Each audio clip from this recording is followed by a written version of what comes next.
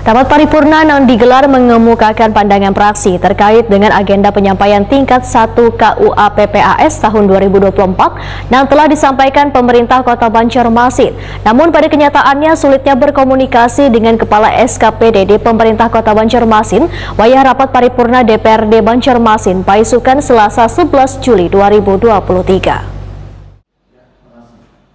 Sulitnya berkomunikasi dengan Kepala SKPD di pemerintah Kota Banjarmasin mengemuka wayah rapat paripurna DPRD Banjarmasin dengan agenda penyampaian tingkat pertama kebijakan umum anggaran wan prioritas pelapon anggaran sementara KUA PPAS tahun 2024.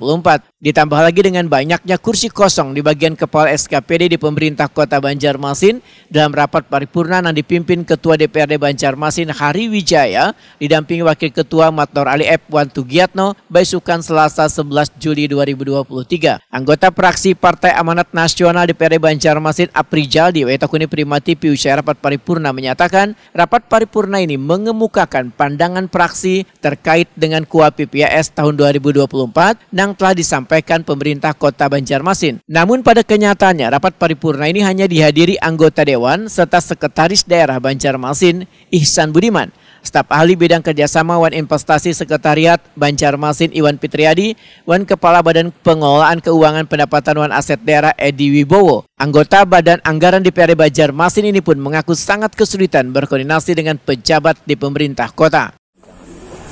Di sini kan ada terjadi ketidakhadiran dari SKPD, bahkan wali kota dan wakil wali kota tidak hadir.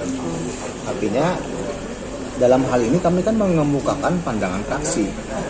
Pandangan praksi ini satu sudut pandang yang kami kemas dalam bentuk aspirasi kami dalam satu praksi.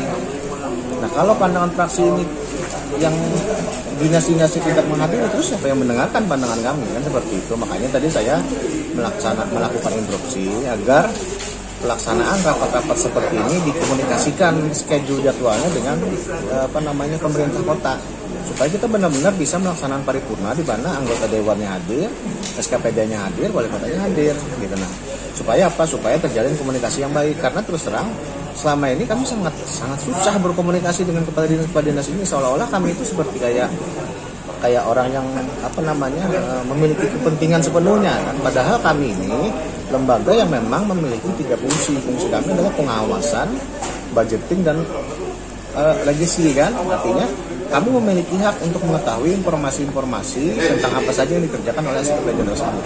Nah, hari ini kan kita rapat tentang KUA PPAS, ini kan perancangan secara global tentang apa sih nantinya yang akan kita kerjakan di tahun 2024. Pagunya seberapa? Nah, ini kan kita harus sama-sama mengetahui dan sama-sama merancang ini bersama.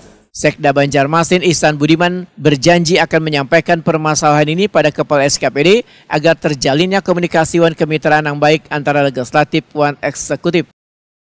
Itu hadir di sini dalam rapat dengar pendapat atau apa gitu.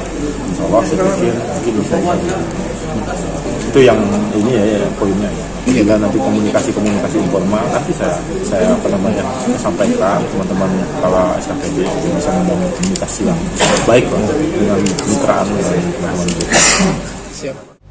Pemirsa, Dinas Pendidikan Banjarmasin akan membenahi SD Negeri Basiri 3 Banjarmasin, Jalan Banjir Dalam Banjarmasin Selatan, wan SD Negeri Antasan Besar 7 Banjarmasin di tahun 2023. Proses pengerjaannya mulai berjalan di awal Juli 2023. Anggaran yang digunakan untuk 3 proyek tersebut nantinya melalui dana pusat atau dana alokasi khusus lebih dari 800 juta rupiah.